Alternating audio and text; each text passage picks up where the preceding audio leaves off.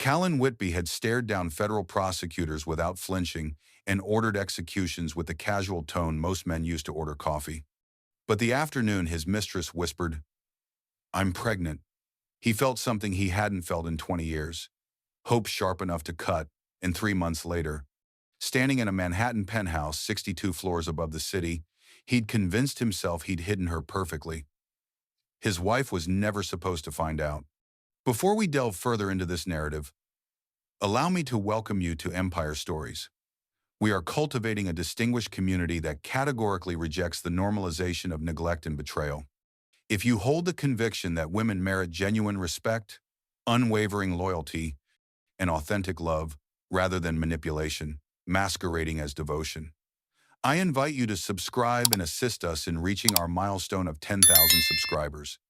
Your patronage enables us to disseminate these narratives to those who must understand they are worthy of far better, and departing from toxicity is not merely acceptable, it is an act of self-preservation and dignity. Callen Whitby had stared down federal prosecutors without flinching.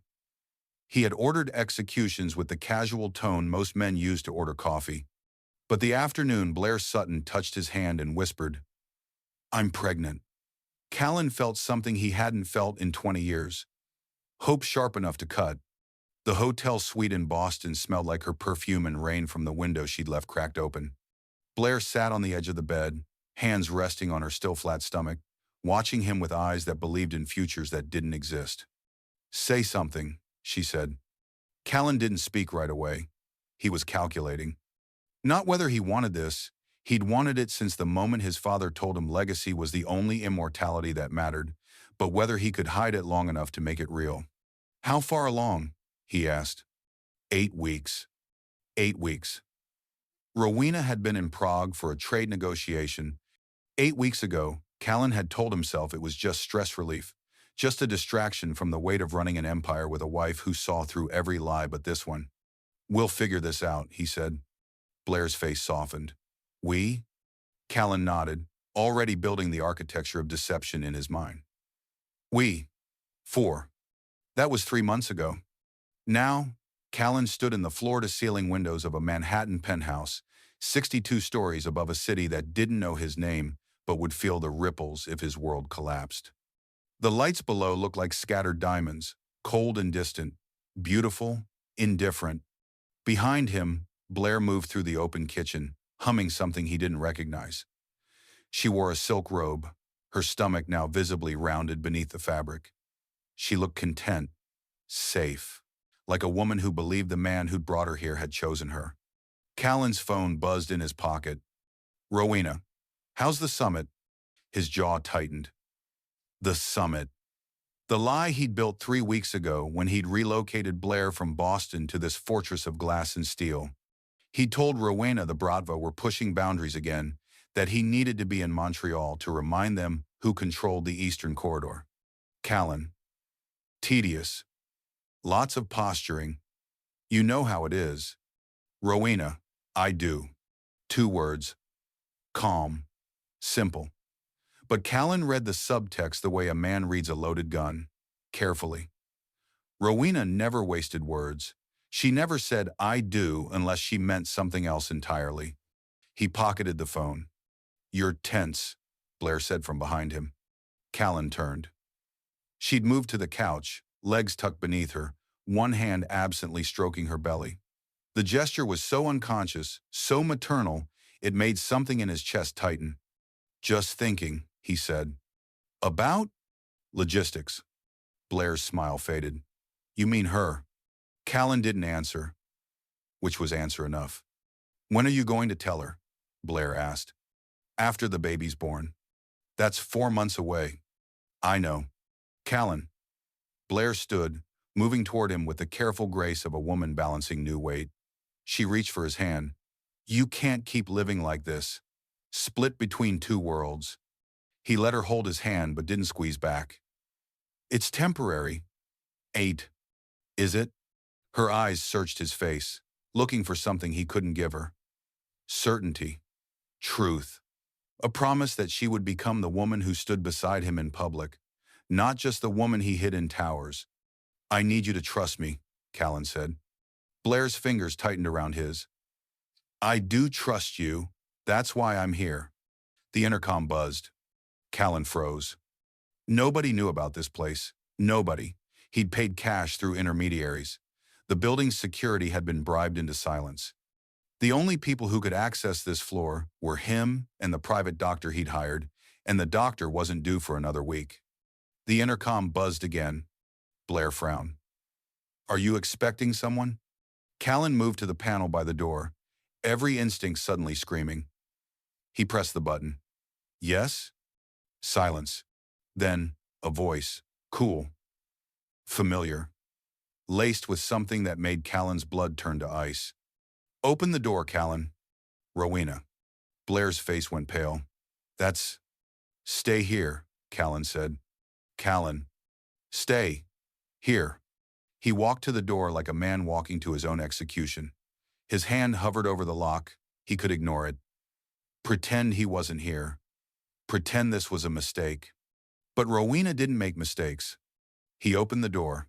She stood in the hallway, dressed in a gray cashmere sweater and black trousers, her dark hair pulled back in a way that made her look both elegant and severe. She held her phone in one hand, screen facing him. On the screen, a bank transfer, $47,000 to a Manhattan OBGYN. Montreal, Rowena said softly. Interesting choice for a summit. Callen's throat closed. Rowena stepped past him into the penthouse. Her eyes swept the room once, landing on Blair, who stood frozen by the couch, one hand protectively over her stomach. So this is where you've been, Rowena said. Not to Callen. To Blair. Blair lifted her chin. Who are you? Rowena's smile was thin and sharp. I'm the woman who pays for this apartment. The air seemed to leave the room. Callen moved between them, hands raised like a negotiator. Rowena. Don't. Her voice was blade cold. She raised the phone. I've already sent the documentation to my attorney. The accounts, the transfers, the apartment lease you thought you buried under shell companies. She paused. And the medical records. Callen felt the floor tilt beneath him. How? You used our shared accountant, Callen. Rowena's eyes finally met his. Did you really think I wouldn't notice? He had thought that. He had believed himself untouchable, smarter than her attention span. He had underestimated the one person who had built the financial scaffolding of his entire empire. Blair stepped forward. He loves me. Rowena's gaze slid to her. There was no anger there, no jealousy, just a cold assessment. He loves the idea of you. There's a difference. You don't know him, Blair said, voice rising. I know he didn't tell you about the prenuptial agreement that ties his liquidity to my family's accounts. I know he didn't mention that if I withdraw support, half his operations collapse within 6 months. Rowena tilted her head. Did he tell you that? Blair's hand dropped from her stomach. Callen couldn't speak. Every word he'd built to explain this, to justify this, crumbled in his throat. Rowena turned back to him. You wanted a legacy, but you forgot that legacy requires foundation, and I am your foundation. She stepped closer, close enough that Callen could see the exhaustion beneath her composure, the nights she must have spent tracking him, unraveling his lie thread by thread. So here's your choice, Rowena said quietly. You can keep her and the baby, walk away from everything we've built. Start over with nothing but the fantasy of fatherhood. She paused. Or you can send her home and spend the rest of your life wondering if it was worth it. Callen looked at Blair. She was crying now, silent tears streaming down her face, her hands cradling the child that had been his salvation and his destruction. He looked at Rowena, the woman who had stood beside him for a decade, who had turned his ambition into empire, who knew every secret except this one. His voice broke. Rowena's expression didn't change. You don't have to answer now. But you will answer. She turned toward the door, then stopped. By the way, the security detail you hired? They work for my family. She left. The door clicked shut, like a gunshot. Callen stood in the center of the penthouse, surrounded by glass and light and the wreckage of every decision he'd made in the last 5 months. Blair sobbed behind him. The city glittered below, cold and indifferent. And for the first time in his life, Callen Whitby had no idea how to win. 2 weeks earlier, Callen had been confident, untouchable, the kind of man who believed his own mythology. He sat on the leather couch in the penthouse, Blair asleep in the bedroom, her breathing soft through the cracked door. The city hummed 62 floors below, oblivious. His phone sat on the glass coffee table like an unexploded grenade. 10:47 p.m. Rowena would still be awake. She always was. He picked up the phone, rehearsing the lie one more time in his head. Simple lies work best. Too much detail invited questions. He'd learned that from watching amateurs crack under interrogation. The phone rang twice. Callen. Her voice was clear, no sleep in it. Background noise suggested she was in the study, probably reviewing contracts. Rowena worked the way other people breathed, constantly, efficiently, without drama. "Hey," he said, letting warmth creep into his tone. Not too much. Rowena had radar for performance. Wanted to check in before it gets too late. "How's Montreal?" There it was, the first test. "Cold," Callen said. "Steve's being difficult about the port access. I want a bigger cut than we agreed on." That's not like him. Rowena's tone shifted, just slightly. Curiosity or suspicion, Callen couldn't tell. Steve usually honors terms. He's got a new advisor. Young guy, ambitious, thinks he can renegotiate now that the roots are established. Silence, Rowena was thinking. Callen could picture her, pen in hand, eyes narrowed, already running scenarios. "Do you need me to reach out to his financier?" she asked. "No. Too fast." Callen softened it. "Not yet. I want to handle this personally first. If I bring you in now, it looks like I can't manage my own territory." "Your territory is my territory," Rowena said. No edge to it, just fact. "That's how this works." Callen's grip tightened on the phone. She was right. Everything he controlled, she funded. Every deal he brokered, she cleared. He was the face. She was the foundation. He'd forgotten that for exactly 5 months, and now the forgetting was going to cost him. "I know," he said. "I just need another day or two. Let me close this my way." Another pause. Longer this time. "You sound tired," Rowena said. "I am. Different. Tired." Callen's pulse kicked up. "What do you mean?" "I don't know." Her voice remained calm, but there was something underneath it now. Something searching. "You've been distant since Prague. Distracted." "It's just been a lot," Callen said. "The expansion, the new routes, keeping everyone in line. You know how it is." "Actually, I do know," Rowena said quietly, "which is why I notice when something changes." Callen stood, moving to the window, putting distance between himself and Blair's sleeping form, as if Rowena could somehow see through the phone. "Nothing's changed. Hasn't it?" The question hung in the air like smoke. Not accusatory, not angry, just there waiting for him to either confirm or deny the shift she'd already sensed. "Rowena." "It's late," she interrupted. "Finish your meeting with Steve. Come home. We'll talk then." Said, done. There's nothing to talk about. Then there's nothing to worry about. She paused. "Is there?" Callen closed his eyes.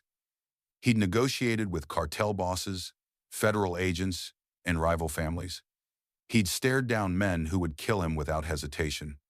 But this, standing in a luxury prison of his own making, lying to the one person who'd never lied to him, this was the hardest thing he'd ever done. "No," he said. "Nothing to worry about. Good night, Callen." She hung up before he could respond.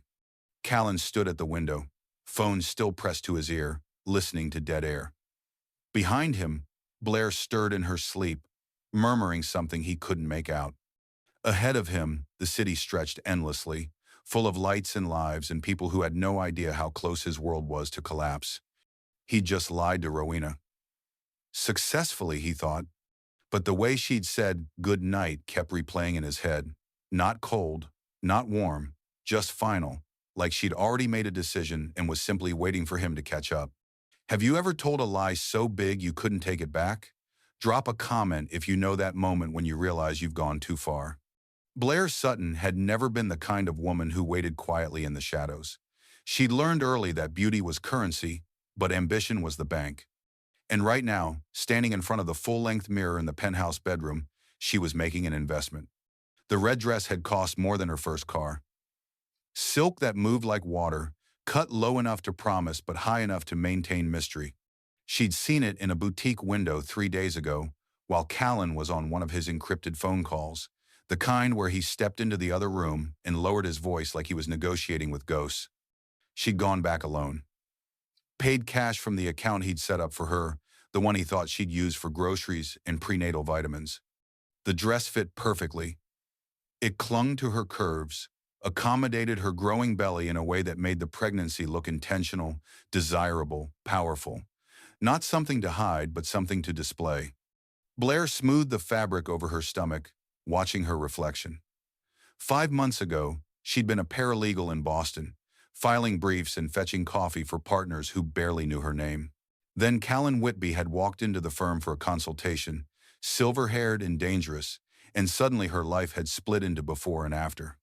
She'd known he was married. Of course she'd known. Men like Callen didn't hide their status. They wore it like armor, a barrier that said, unavailable to anyone with sense. Blair had never had much sense when it came to want. The first time he'd touched her, it had been accidental, his hand brushing hers as she passed him documents. The second time hadn't been. And by the third, they were in a hotel room and Blair was learning that power tasted like expensive whiskey and felt like calloused hands on her skin. But she wasn't naive. She knew what mistresses were in Callen's world: distractions, conveniences, things you kept in the margins of your life. She'd seen how he compartmentalized, how he could shift from tender to transactional in the space between heartbeats. The pregnancy changed that. I had to change that. Blair turned from the mirror, studying the apartment he'd built around her like a gilded cage. Floor-to-ceiling windows, designer furniture, a kitchen she barely used because Callen had everything delivered. It was beautiful, isolated, temporary. She refused to let it stay temporary.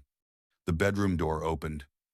Callen stepped in, jacket off, tie loosened, looking tired in the way powerful men look tired, like the weight of kingdoms pressed against their shoulders. His eyes found her. Stopped. "What's this?" he asked. Blair turned slowly, letting him see the full effect. "You don't like it?" I didn't say that." "You didn't say anything." Callen's jaw tightened. He moved into the room, but there was caution in his steps, like he was approaching something that might detonate. "Where did you get it?" "Does it matter?" "Blair, I'm tired of hiding," she said. The words came out sharper than she'd intended, but she didn't soften them. "I'm tired of staying in this apartment like I'm something shameful. I'm carrying your child, Callen, your heir. Doesn't that mean something?" "It means everything." He closed the distance between them, hands settling on her shoulders. "That's why we have to be careful." "Careful?" Blair laughed, bitter.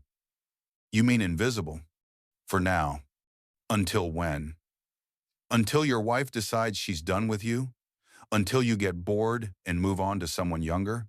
She pulled away from him, the dress swishing around her legs. "I see how you look at your phone when she calls. Like she's the real thing, and I'm just the intermission." Callen's expression hardened. "That's not fair. None of this is fair." Blair's hand moved to her stomach, protective, possessive. "But I'm here. I'm the one giving you what she never could. So maybe it's time you decided who you actually want to be with." The silence stretched between them, heavy with unspoken ultimatums. Callen's phone buzzed in his pocket. He didn't reach for it. "I bought this dress," Blair said quietly, "because I wanted you to see me. Really see me. Not as the woman you're hiding, but as the woman you chose." She stepped closer. "Did you choose me, Callen? Or did you just choose what I can give you?" He didn't answer. But his eyes stayed on the dress, on her, on the future she was carrying. And in that moment, Blair knew she'd planted the seed of a question he couldn't ignore. Rowena Whitby didn't cry over suspicions. She audited them. The study was dark, except for the glow of her laptop screen, casting sharp shadows across the mahogany desk that had belonged to her father before his empire became hers to manage. It was 2:14 a.m. Callen thought she was asleep. Callen thought a lot of things that weren't true. She'd started with the obvious places: credit card statements, wire transfers, the accounts they shared for operational expenses. Nothing. Callen wasn't stupid enough to use traceable money for whatever he was hiding. But everyone made mistakes when they thought they were being clever. Rowena pulled up the shell company registry. Callen had three that she knew about, legitimate fronts for moving money through clean channels. She checked each one, cross-referencing transactions against the dates he'd claimed to be in Montreal. The first two were clean. Expected payments, regular vendors, nothing unusual. The third one had an anomaly: a transfer. $47,000. Dated 2 weeks ago, the recipient was listed as Riverside Medical Group, LLC. Rowena's fingers stilled on the keyboard. Medical expenses weren't unusual in their line of work. People got hurt. People needed to disappear into private clinics where questions weren't asked. But Callen always cleared those payments with her first. Always. Because medical payments could be traced by federal agents looking for patterns, and patterns got people indicted. She opened a new tab, searched the company name. Riverside Medical Group was a private OB/GYN practice on the Upper East Side of Manhattan, specializing in high-risk pregnancies and concierge prenatal care. Rowena sat back in her chair, the pieces clicking into place with the cold precision of a gun being loaded. OB/GYN. Manhattan. The same week Callen had claimed to be in Montreal. She ran a secondary search, checking property records against the shell company's registered addresses. It took her 20 minutes to find it, buried under 3 layers of LLC registrations, a penthouse lease in Midtown, paid 6 months in advance. Rowena zoomed in on the building's address, then pulled up surveillance footage from the building's publicly accessible security cameras. She had contacts everywhere, people who owed her family favors. It took one phone call to get access. The footage loaded slowly. She scrolled through the timestamps, looking for anything from the last 3 weeks. There. Callen. Walking into the building's lobby at 11:37 p.m. on a Tuesday, alone. She fast-forwarded. He exited at 7:22 a.m. the next morning, still alone, but his shirt was wrinkled in a way it hadn't been when he'd entered. Rowena's jaw tightened. She kept scrolling. 3 days later, same pattern. Entry at night, exit in the morning, but this time, the daytime footage showed something else. A woman leaving the building at 2:14 p.m. Dark hair, mid-20s, visibly pregnant. The woman walked with her hand on her stomach, the gesture so natural it looked rehearsed. She climbed into a car service, and the camera caught her profile just long enough for Rowena to memorize the face. Rowena screenshotted the image, ran it through facial recognition software her family's security team used for vetting threats. Blair Sutton, 26. Former paralegal at Hutchinson & Stone, the firm Callen had used for the port expansion deal last spring. Rowena closed the laptop. She didn't throw anything, didn't scream, didn't collapse into the kind of hysterics women were supposed to have when they discovered their husbands were building secret lives in Manhattan penthouses with women young enough to be their daughters. She stood, walked to the window, looked out at the estate grounds, the manicured hedges and security lights that marked the borders of everything she'd built. Callen thought he was protecting a legacy, but he'd forgotten that legacy wasn't blood. It was power. And power was something Rowena had never needed him to give her. She picked up her phone. Booked a flight to New York. Direct. Leaving in 6 hours. Then she texted her attorney. Need a full asset freeze prepared. We'll send details in the morning. Rowena didn't believe in confronting problems emotionally. She believed in controlling them. And right now, Callen Whitby had just become a problem that needed solving. She returned to the desk, opened the laptop again, and began downloading every piece of evidence she'd found onto an encrypted drive. The medical payments, the lease, the footage, the woman's name. By the time the sun rose, Rowena had a file thick enough to bury him, and she hadn't shed a single tear. Callen had broken his own rule. The first rule of hiding someone: never take them out in daylight. But Blair's blood pressure had spiked that morning, and the private doctor he'd hired refused to handle it remotely. High-risk pregnancy, he'd said over the phone. She needs monitoring. Now. So Callen had made the call he shouldn't have made. He'd driven Blair to a private clinic in Chelsea, the kind of place that catered to people who valued discretion over insurance claims. Blacked-out windows, underground parking, entrance through the back. He'd done everything right except for one thing. He'd underestimated how many people watched him, even when he thought he was invisible. The appointment took 40 minutes. The doctor ran tests, adjusted Blair's medication, told her to reduce stress. Callen almost laughed at that. Stress was the entire foundation of their situation. They left through the same back entrance. Callen's hand rested on Blair's lower back, protective, proprietary. She leaned into him, still shaken from the blood pressure scare, and for a moment he let himself believe this could work, that he could keep both worlds spinning without them crashing into each other. The camera shutter clicked from across the street. Callen didn't hear it. Didn't see the man in the nondescript sedan with the telephoto lens. Didn't notice until 3 hours later when his phone buzzed with a message from an unknown number. The photo was grainy but unmistakable. Callen's face in profile, hand on a pregnant woman's back, exiting a medical building. The timestamp read 2:47 p.m. today. Below the image, interesting company you're keeping. Steve sends his regards. Lauter sever Blime in S5, Rolesfime in my consider. Callen's blood went cold. Steve. The Bratva lieutenant he'd actually been negotiating with, the one he'd told Rowena was being difficult. Steve, who had eyes everywhere and loyalty to no one. Callen typed back, "What do you want?" The response came immediately, "Nothing. Yet, just wanted you to know I'm watching."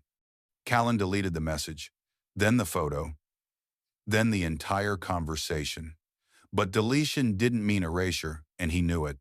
Steve had leverage now, the kind that could be weaponized at exactly the wrong moment. He looked at Blair, curled up on the penthouse couch with her phone, scrolling through baby furniture websites like they had a future to furnish. She had no idea what that photo meant, what it could cost them. Callen's phone buzzed again. He expected another message from Steve. Another threat wrapped in false courtesy. Instead, it was Rowena. "We need to talk. Tonight." His throat tightened. He typed back. "About what?" 3 dots appeared, disappeared, appeared again. Finally, "I think you know." Callen stared at the message. She couldn't know. He'd been careful. He'd covered every track, paid every bribe, built every wall between his two lives. But Rowena wasn't the kind of woman who said, "We need to talk," unless she already had the answers. His phone buzzed a third time. Different number. Not Steve. Not Rowena. It was his security contact. The one he paid to monitor digital threats. "Sir, there was a breach in your encrypted drive. Someone accessed files remotely 2 hours ago. Tracing the IP now." Callen's pulse hammered. When 2 hours ago? He checked the timestamp on Steve's photo. 2:47 p.m. The file breach happened at 3:15 p.m. Rowena had texted him at 5:30 p.m. The math was simple and devastating. Steve had taken the photo. Someone had hacked Steve's network. And that someone had sent the photo to Rowena before Steve could even use it as leverage. Callen called his security contact. "Who accessed the files?" "Still tracing. But the roots suggest someone with government-level encryption tools or someone with access to high-end corporate espionage tech." "Narrow it down." A pause, keys clicking in the background. Then, "The access point routes back through a financial security firm your wife's family uses for vetting transactions." Callen closed his eyes. Rowena hadn't just found the receipts. She'd intercepted the photo before it could become a threat. She'd known about Blair before Steve had even tried to blackmail him. She'd been 3 steps ahead the entire time. His phone rang. Rowena's name lit up the screen. Callen answered. Did you really think, Rowena said, her voice quiet and surgical, that I wouldn't notice when someone tried to leverage you? Rowena, I've already handled Steve. He won't be a problem anymore. She paused. But you are. The line went dead. Callen stood in the center of the penthouse, the city lights blurring beyond the glass, and realized he'd never been running the game. He'd been a piece on someone else's board, and Rowena had just put him in check. Rowena boarded the private jet at 6 a.m. No luggage except a slim leather briefcase containing everything she needed. The financial records, the surveillance footage, the intercepted photo, and a divorce agreement her attorney had prepared overnight. The flight attendant offered champagne. Rowena declined. She didn't drink before battles, and that's what this was. Not a confrontation. Not a conversation. A battle for control of everything she'd built. The jet lifted into clouds that looked like smoke, and Rowena watched her estate shrink below until it was just another pinpoint of light in a landscape of pinpoints. Somewhere down there, Callen thought he still had time. Thought he could manage this. I thought the phone call last night had been a warning instead of a declaration. Men always underestimated the speed at which a woman could dismantle their world. The flight took 90 minutes. Rowena spent them reviewing every document, every transaction, every lie Callen had built his fantasy on. The medical payments, the lease signed under a shell company he thought she didn't monitor. The car service records showing his trips from the penthouse to restaurants he'd told her were business meetings. He'd been meticulous. But meticulous wasn't the same as being invisible. Her phone buzzed. A message from her head of security. Steve has been neutralized. Wire transfer reversed. His network flagged for federal review. Rowena typed back, "Good. Make sure he knows who did it." Rowena marketed dissenses in Telnon. Steve had tried to blackmail Callen with a photograph. But blackmail only worked if you owned the information. Rowena had intercepted the photo, traced it back to Steve's surveillance team, and within 4 hours had turned his entire operation into a federal liability. By morning, Steve would be too busy protecting himself to worry about Callen Whitby's mistress. That was how you handled threats. Not with violence, with precision. The jet landed at Teterboro at 7:43 a.m. A car was waiting, black and anonymous, the kind that blended into Manhattan traffic like camouflage. Rowena climbed in without speaking to the driver. He already knew where to go.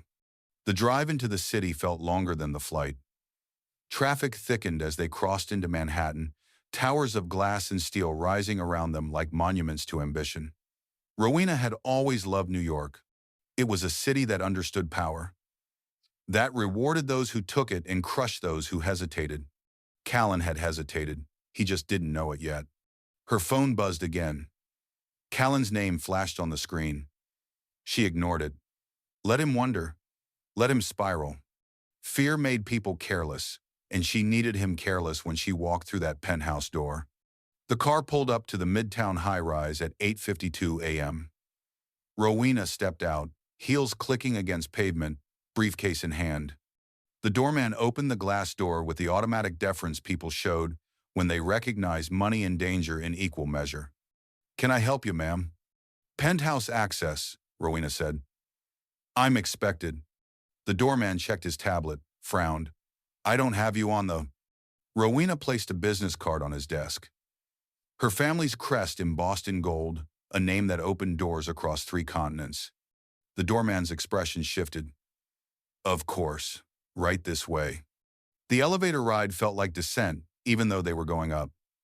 Rowena watched the floor numbers climb 42, 48, 55, and felt something cold and final settle in her chest. Not anger. Anger was wasted energy. This was calculated. The kind of cold math that turned empires into lessons. The elevator chimed. 62nd floor. Rowena stepped into a private hallway, cream carpeting and abstract art that probably cost more than most people's homes. There was only one door. She knew the code. She'd paid for the lease. She punched in the numbers. The lock clicked open. Inside, she could hear voices, Callen's low rumble, a woman's higher pitch, feminine and possessive. They were arguing about something, though Rowena couldn't make out the words. She stepped into the foyer, closing the door behind her with a soft click. The voices stopped. Rowena moved through the entryway into the main living area, her heels announcing each step like a countdown. The penthouse opened before her. Floor-to-ceiling windows, designer furniture, the kind of luxury Callen had bought with money she'd helped him earn. And there they were. Callen stood by the window, frozen. The woman, Blair, sat on the couch, one hand protectively over her pregnant belly. She wore a silk robe that cost more than good taste would allow. Rowena didn't raise her voice. "I didn't need to." "Hello, Callen," she said. His face went pale. "I believe," Rowena continued, setting her briefcase on the marble counter, "we have something to discuss." 12 hours earlier, Callen had believed he was winning. The evening sun cast amber light through the penthouse windows, softening everything it touched. Blair had changed into the red dress again, the one that made her look less like a hidden secret and more like a declaration. She moved through the space with growing confidence, as if repetition could transform the temporary into permanent. Callen watched her from the kitchen island, a glass of whiskey warming in his palm. For the first time in weeks, the tightness in his chest had loosened. Steve's threat had evaporated after Rowena's cryptic call. Whatever she'd done to handle it, it had worked. The photo was gone. The leverage was neutralized. He dodged the bullet. "You're staring," Blair said, glancing over her shoulder with a smile that knew exactly what it was doing. "Can you blame me?" She crossed to him, the dress moving like liquid around her legs.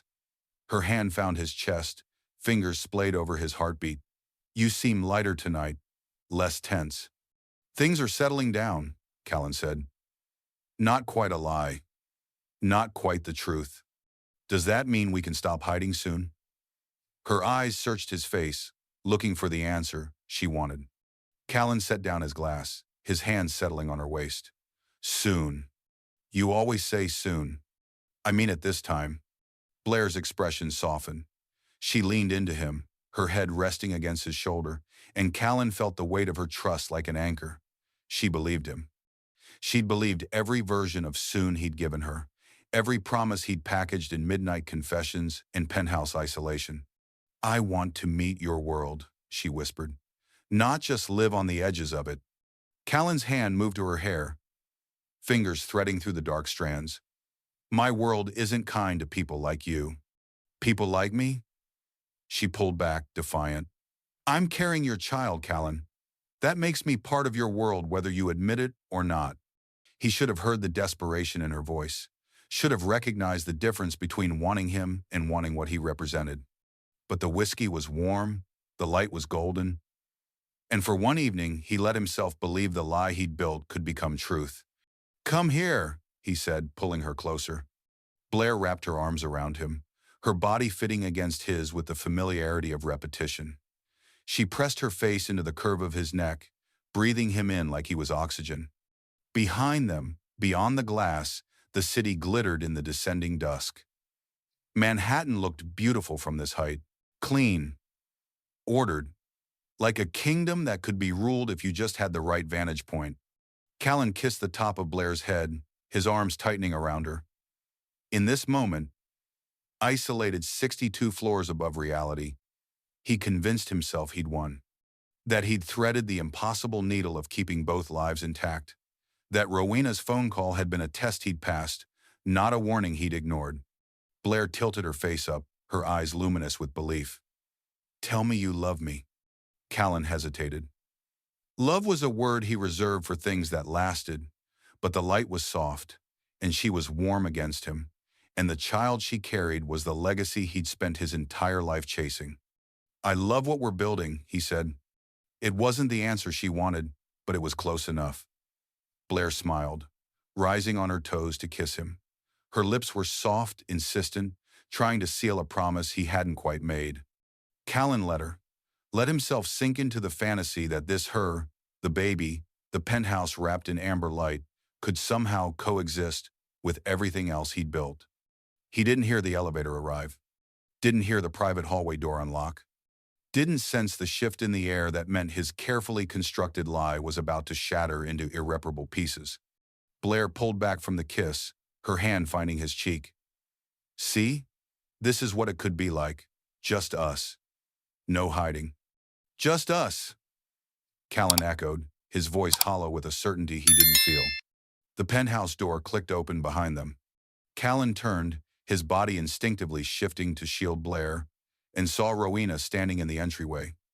Phone in hand, expression carved from ice. The golden light died. The fantasy crumbled. And Callen realized, with the slow horror of a man watching his own execution, that he'd never been winning at all. Rowena had arrived 3 minutes earlier. She'd stood in the foyer, listening to the murmur of voices through the half-open archway, and made a decision. Not the decision to leave, not the decision to announce herself. The decision to document. She raised her phone, camera already open, and stepped silently into a position where she could see them without being seen. The angle was perfect, Callen's profile, the woman in red clinging to him. The pregnant curve of her belly is visible even from this distance. Rowena pressed record. The video captured everything. The way Blair's hand cupped Callen's face like she owned it.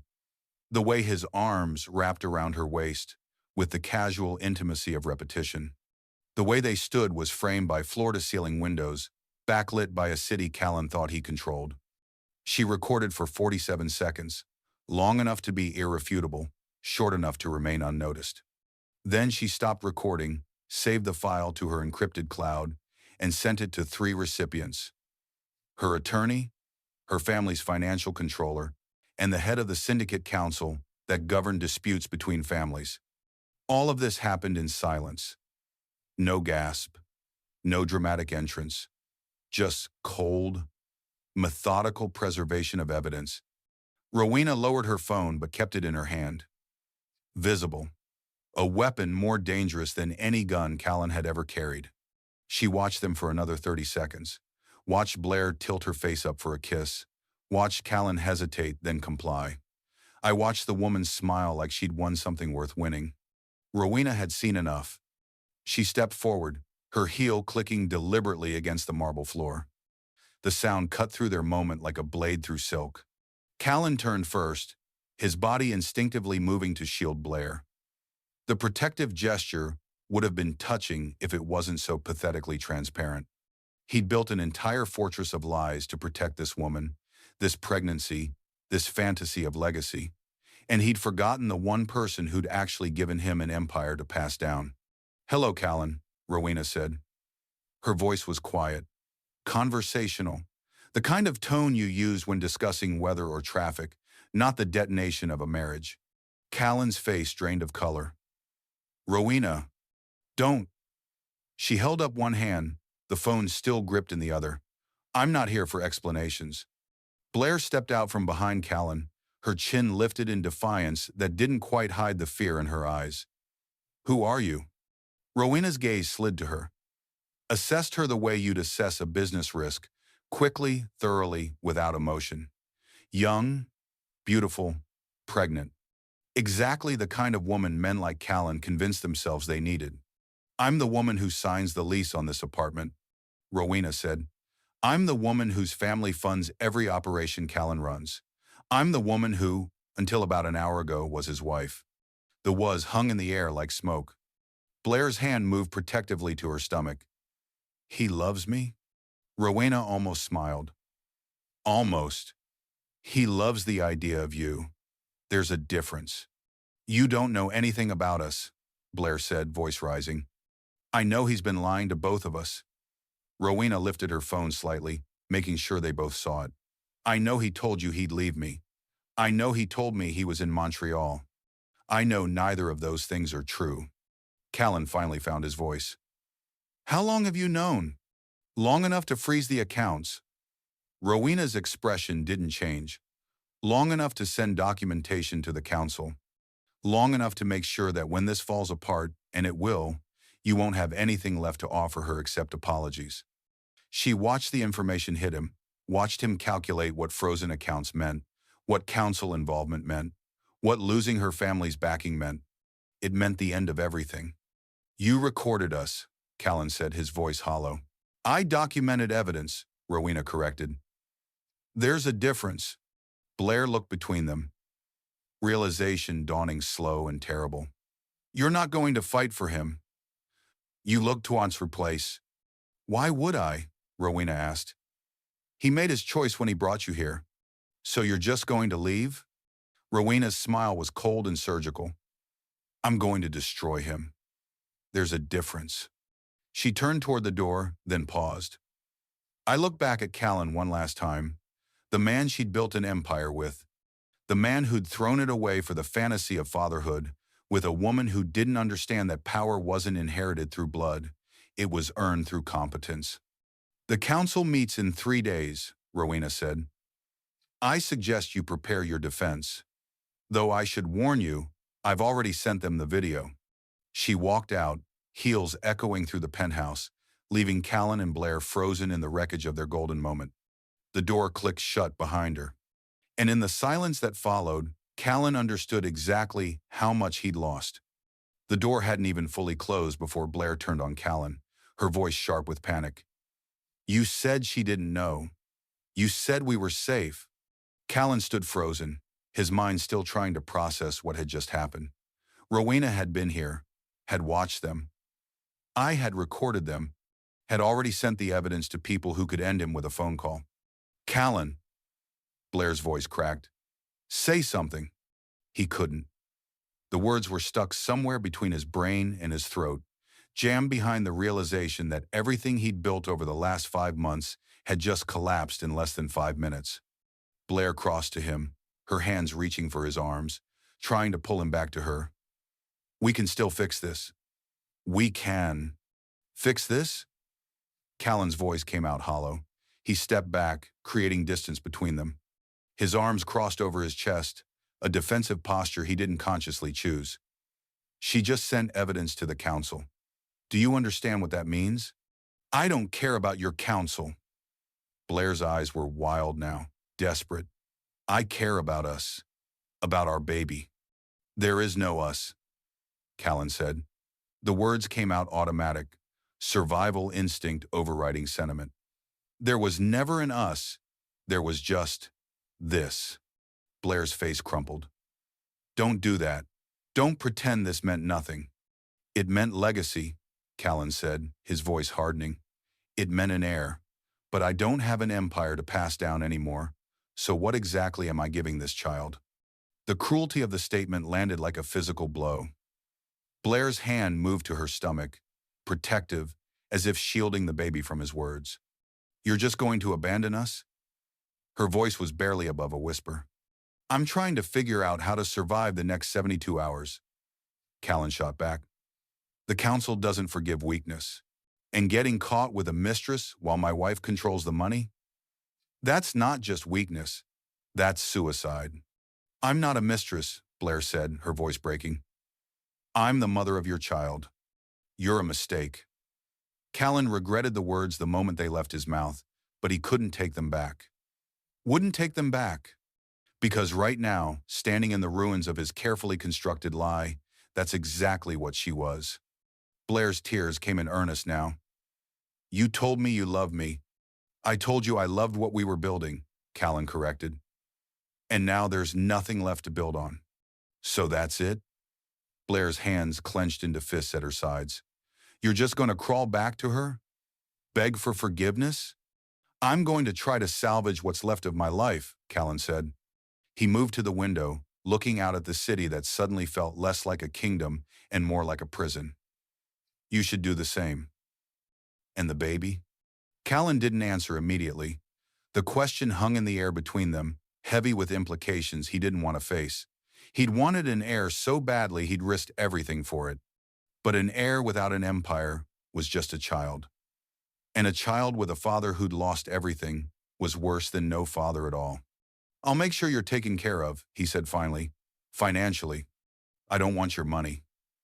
Blair's voice was cold now, the tears drying into something harder.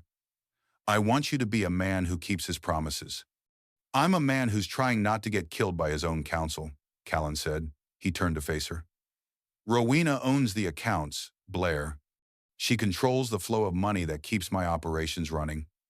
If she cuts me off, I don't just lose power, I lose protection. And in my world, losing protection means, I don't care about your world, Blair screamed. I care about the man who held me 10 minutes ago and told me we were building something. That man was an idiot, Callen said quietly. The admission seemed to drain the fight out of both of them. Blair sank onto the couch, her red dress pooling around her like blood. She looked smaller suddenly, younger, like a girl who'd mistaken ambition for love and was only now realizing the difference. Callen's phone buzzed. He pulled it out, half expecting another message from Rowena. Instead, it was from Thomas Klein, the head of the council. Emergency session called. Tomorrow, 10 a.m. Your attendance is mandatory. 24 hours. That's all the time he had before the council decided whether he still had a place in the organization he'd spent 15 years climbing. Callen pocketed the phone and looked at Blair. She was crying again, silent tears tracking down her face, one hand still resting on her stomach. You need to leave New York, Callen said. Not cruel, just practical. Go back to Boston. I'll have my attorney set up a trust for the baby. You'll have enough to. Get out, Blair said. Callen blinked. What? Get out of this apartment. Her voice was steel now, sharp and unforgiving. You want to abandon us? Fine. But you don't get to stand here and pretend you're being noble about it. Get out. Callen opened his mouth to argue, then closed it. She was right. This was her space now. He'd bought it for her, filled it with promises he couldn't keep, and now it was just another monument to his failure. He grabbed his jacket from the back of the chair and walked to the door. His hand was on the handle when Blair spoke again. I hope she destroys you, she said. I hope you lose everything and spend the rest of your life regretting this moment. Callen didn't turn around. I already do. I don't.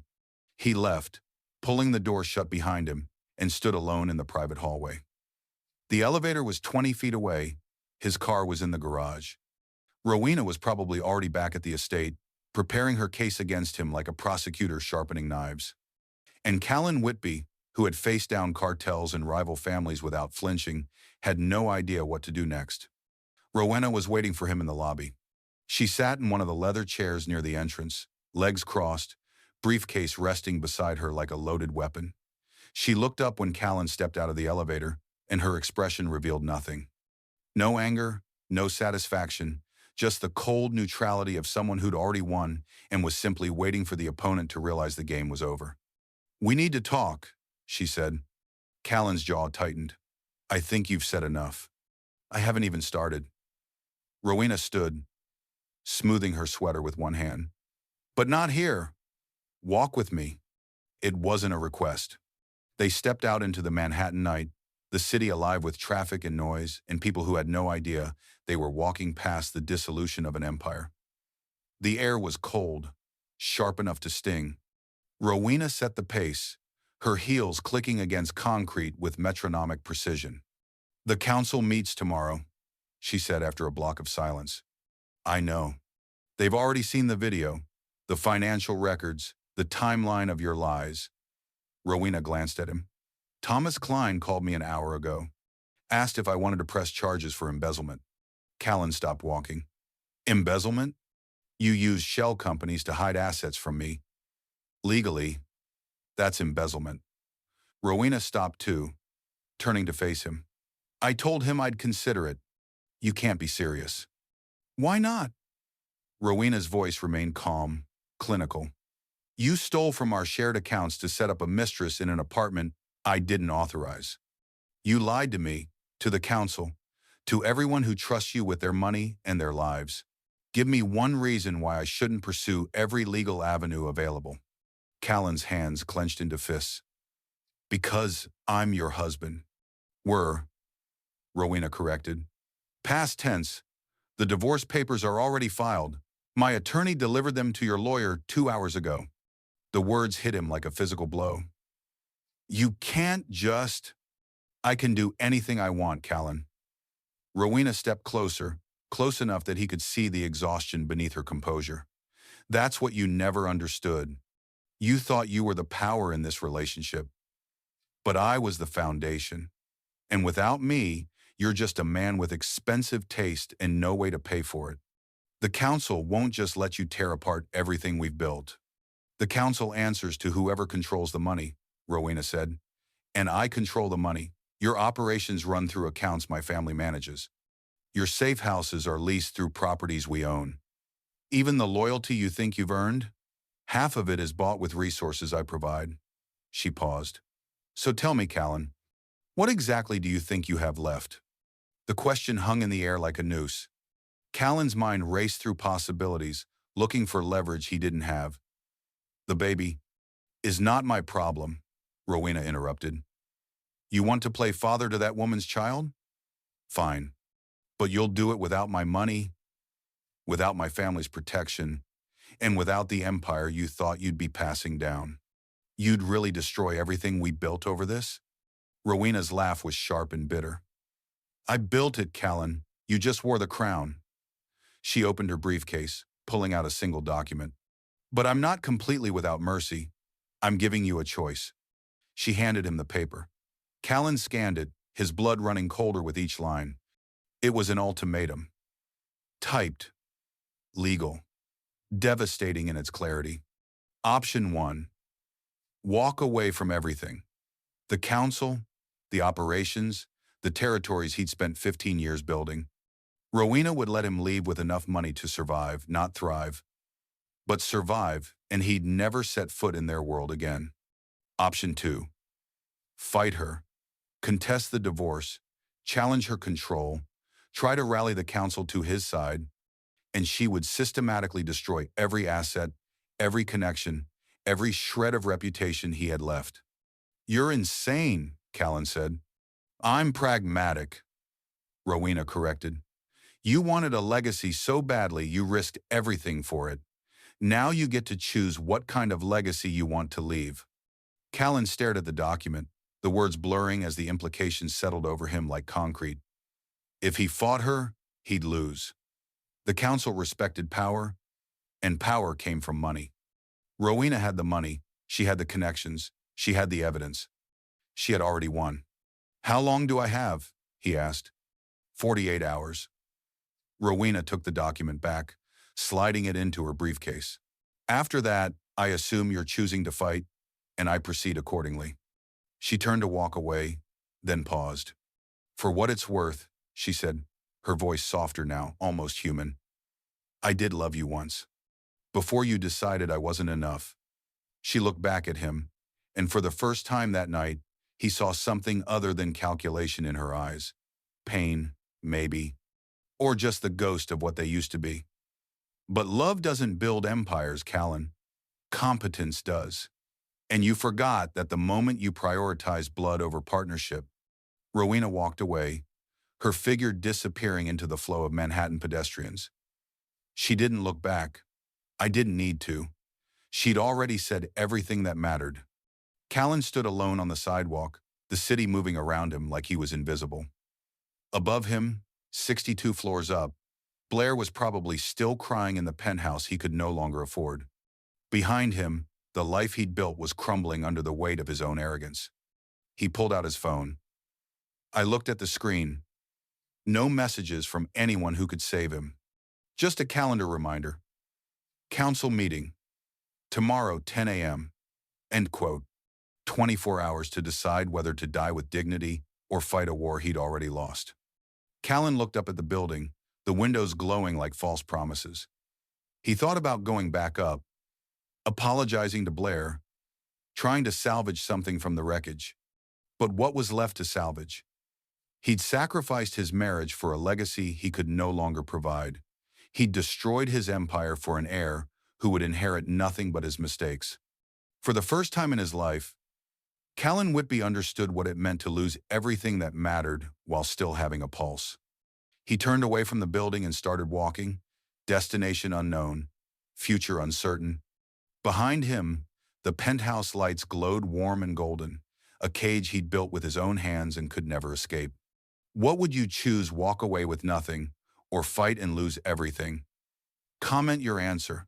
And if you believe loyalty and trust matter more than lies and betrayal, subscribe now. Only people like Callen won't. Don't be like Callen.